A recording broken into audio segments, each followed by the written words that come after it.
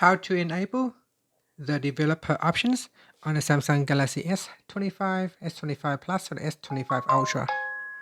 First, tap on the home button to return back to the home screen. And from the home screen, swipe down at the top to open up quick settings. In here, tap on the settings icon. Next, we scroll down. Then tap on About Phone. Next, we then scroll down and tap on Software Information.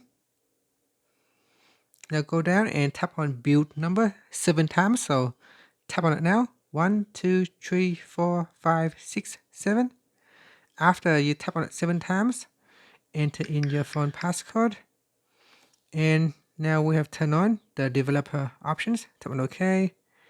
And that's it. Now if you tap back to your settings menu, you should be able to see developer options. And that's it. In here, you can then make some changes in developer options. Thank you for watching this video. Please leave a comment if you have any issues. If we can, we will try to help you out. Thank you for watching.